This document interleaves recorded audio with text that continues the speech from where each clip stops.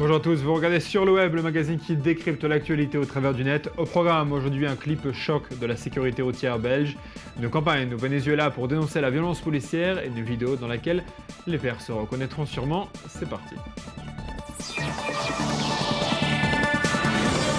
On commence par cette information importante et qui concerne notre sécurité à tous sur Internet. Un bug mondial a été détecté dans la nuit de lundi à mardi. Il s'appelle Heartbleed, ce qui veut dire cœur qui saigne. Le bug permet aux pirates informatiques d'accéder à une partie des informations stockées sur un grand nombre de serveurs, des services sur Internet, mais aussi des messageries. Alors ça veut dire concrètement que vos mots de passe échangés ou vos opérations bancaires, par exemple les cartes que vous avez utilisées lors d'achats sur Internet, peuvent arriver entre de mauvaises mains. Selon les premières analyses, parmi les géants du web, seul Yahoo serait concerné par le bug, tandis que Google, Microsoft, Twitter, Facebook et Dropbox seraient épargnés pour le moment. Et jusqu'à information contraire, il n'y a pas grand-chose à faire contre ce bug, si ce n'est éviter les sites sensibles sur Internet. Évidemment, reste à savoir ce qu'est un site sensible. Bref, je suis désolé de ne pas pouvoir vous donner d'informations plus précises, mais la responsabilité à l'heure actuelle incombe aux responsables des serveurs qui doivent lutter contre la faille. On reparle à présent du Venezuela. Je vous rappelle que la protestation anti-gouvernement se poursuit sur place et pour protester contre la répression des forces de sécurité, plusieurs dizaines de Vénézuéliens ont décidé de publier sur les réseaux sociaux des photos d'elles-mêmes nues. Regardez ces personnes. Vous voyez quelques exemples de ces photos à l'écran. Le premier à avoir eu l'idée s'appelle Ricardo Si, c'est la première photo que vous aviez vue. Il est vice-président d'une entreprise de marketing. Il avait tweeté une photo de lui nu en soutien aux étudiants maltraités. Il affirme à vouloir dénoncer les humiliations auxquelles se livrent les forces de sécurité. D'autres, vous l'avez vu, ont suivi son exemple en tweetant des photos accompagnées de la légende plutôt nu que sans le Venezuela ou plutôt nu que sans liberté d'expression. Notre dossier du jour nous mène en Belgique. L'Institut belge pour la sécurité routière a mis en ligne lundi un court clip de 3 minutes. Court, très choquant. Son but est de sensibiliser les internautes au danger d'une vitesse excessive. La vidéo s'inscrit dans le cadre de la campagne intitulée « Il est parti trop vite ». La vidéo montre des personnes à qui un proche a donné rendez-vous. Une fois dans la salle, ils se rendent compte qu'ils sont venus assister à leur propre enterrement.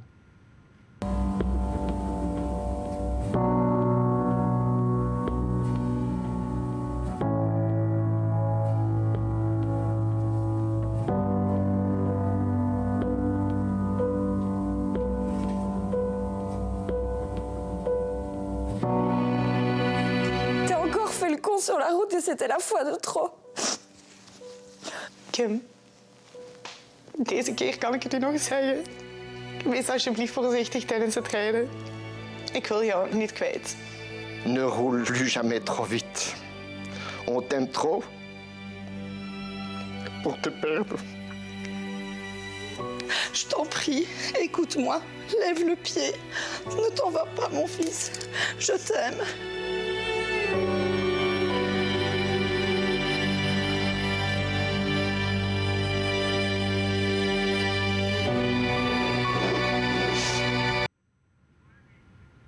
Et en plus de cette vidéo très poignante, la sécurité routière belge a mis en place un site, ileparti.com, et une application à partir de laquelle les internautes sont invités à envoyer des messages à leurs proches et ainsi les inciter à modérer leur vitesse. Le message que vous envoyez n'est délivré à son destinataire que 6 mois plus tard. Il revient donc aux internautes de protéger leurs amis jusqu'à ce que le message soit délivré. Et pour parler de ce sujet, j'accueille par téléphone Benoît Godard. Bonjour. Oui, bonjour. Vous êtes porte-parole de l'Institut belge de la sécurité routière. Merci beaucoup d'être avec nous. D'abord, quelques chiffres. Quelles sont les statistiques de la sécurité routière en Belgique, le nombre d'accidents de la route et de morts sur les routes? Alors, le nombre de tués sur les routes avoisine les 720 pour l'année 2013.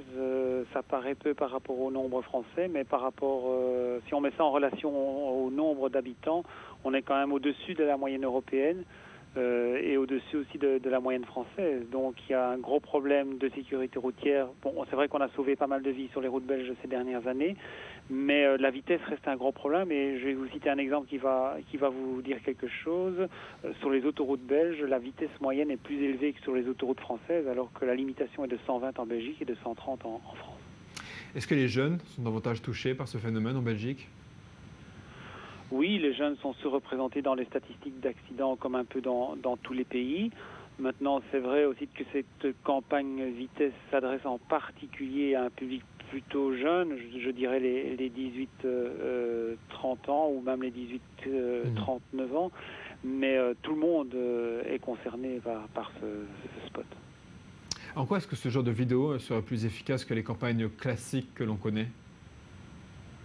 Mais l'originalité de cette vidéo, c'est qu'elle est très réaliste, en fait, elle tend un miroir aux conducteurs en les faisant réfléchir sur leur propre comportement. Et pour ce faire, on part de l'idée, tiens, qu'est-ce que serait mon propre enterrement ? Tout le monde s'est déjà un jour posé la question. Et donc, c'est ce côté c'est fort réaliste qui a certainement marqué les esprits. Bien entendu, l'objectif premier, c'est de susciter le débat autour de la sécurité routière en général, de la vitesse en particulier. L'objectif est atteint.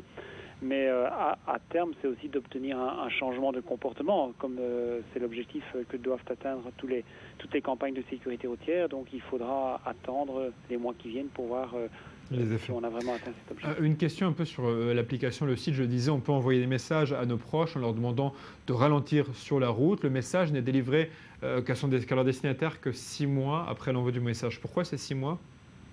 Non, donc oui et non. Donc si vous envoyez un message à un proche, il va recevoir immédiatement un email. Et dans cet email, il sera mentionné, voilà, je tiens à toi, mais c'est vrai que tu as tendance à rouler trop vite.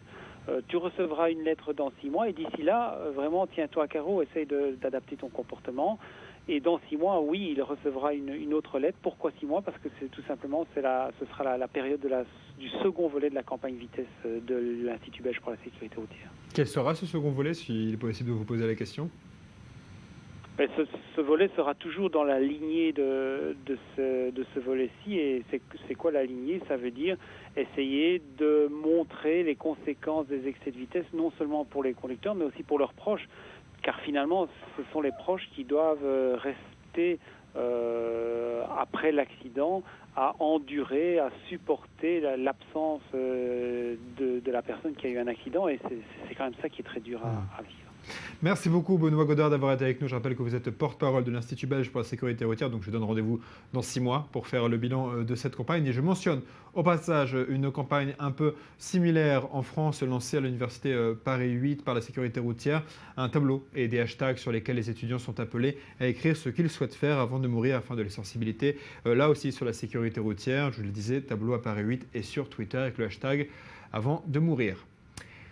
Allez, on parle d'un autre sujet, on parle d'high-tech avec des bonnes nouvelles pour tous ceux qui en ont marre de voir la batterie de leur smartphone se décharger de manière intempestive. Et je vous comprends, j'en ai marre moi aussi. Une start-up basée à Tel Aviv a la solution. Je sais, vous allez vraiment finir par croire que toutes les meilleures inventions high-tech viennent d'Israël, mais là c'est le cas.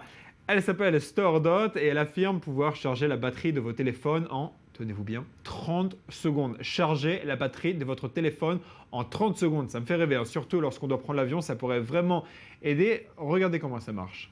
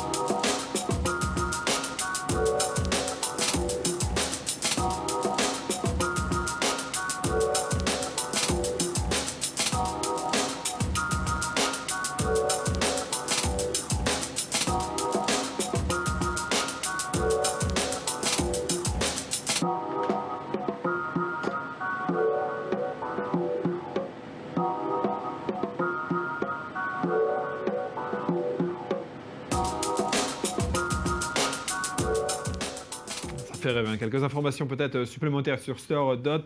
Cette technologie que vous voyez voir à l'écran est née au département de la nanotechnologie de l'Université de Tel Aviv. Et comme vous l'avez vu, hein, le prototype a été développé sur les Samsung Galaxy 4.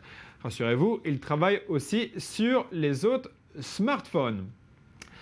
On passe au faux, au fake de la semaine. Depuis plusieurs jours, une rumeur circulait. Le joueur de foot français Lassana Diarra aurait rejoint les rangs du djihadisme en Syrie. Je rappelle que l'homme a joué dans le passé pour le Real de Madrid et qu'il joue actuellement au sein du Lokomotiv Moscou. L'histoire circulait sur Internet, notamment sur certains forums musulmans. Le journal de Daily Mirror était allé jusqu'à affirmer que le footballeur était membre depuis des années d'un groupe islamiste proche d'Al-Qaïda et qu'il appelait aujourd'hui à la guerre sainte en Syrie. Et le journal en voulait pour preuve cette vidéo. First of all, we are in need of all types of help from those who can help us in fighting the enemy. Welcome, come and join us. And from those who think that they cannot fight, they also should come and join us because it might be that they can help us in something else. Example, they can help us with medicine, they can help us financially, they can help us with advice. Voilà, donc c'est évidemment pas lui dans la vidéo et son club a démenti la rumeur et le principal intéressé a répondu par un tweet. On le voit là, non pas en Syrie, mais dans un jet, voilà, qui devrait peut-être faire taire les rumeurs.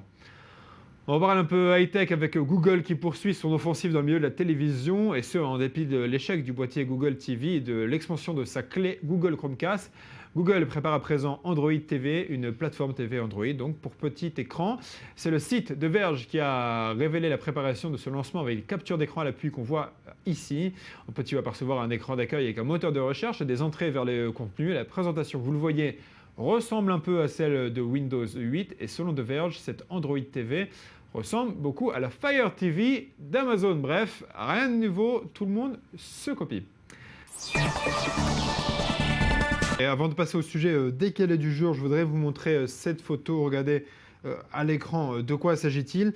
C'est une photo géante d'un enfant vu du ciel, ça se passe au Pakistan. Le but est de dénoncer les frappes aériennes par drone de la CIA contre les talibans au Pakistan, qui font souvent évidemment des dommages collatéraux. En fait, l'idée est partie du constat que, vu d'avion, les personnes au sol ont la taille d'insectes insignifiants, alors que l'action évidemment d'appuyer sur la gâchette pour tirer, elle, n'est pas insignifiante. Et pour que le tireur n'oublie pas cette réalité, un collectif d'artistes a déployé le portrait géant d'un enfant en plein milieu d'un champ situé dans une région pakistanaise régulièrement soumise aux attaques de drones.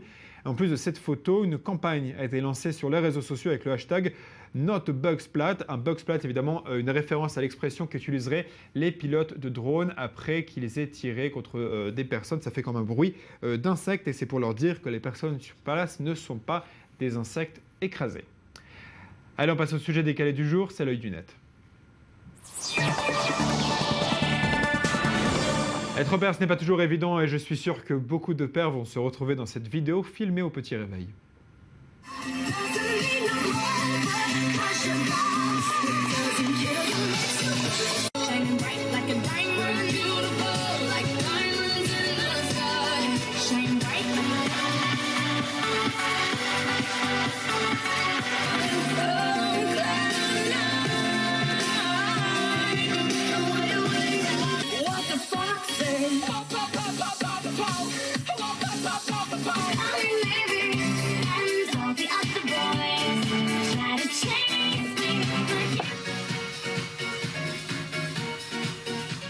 Faites des enfants, hein. Allez, on termine avec cette vidéo très bien montée, des bébés qui, pour la première fois de leur vie, mangent un citron. Forcément, la rencontre avec l'acide ne passe pas très bien.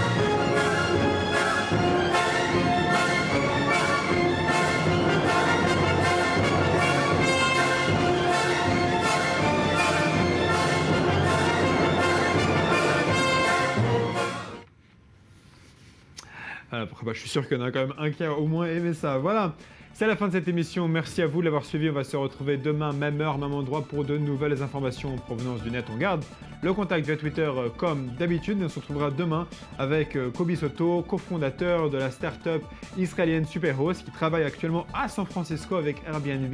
J'en saurai plus demain sur cette start-up très prometteuse. Alors à demain, même heure, même endroit. Bye. Vous me manquez déjà.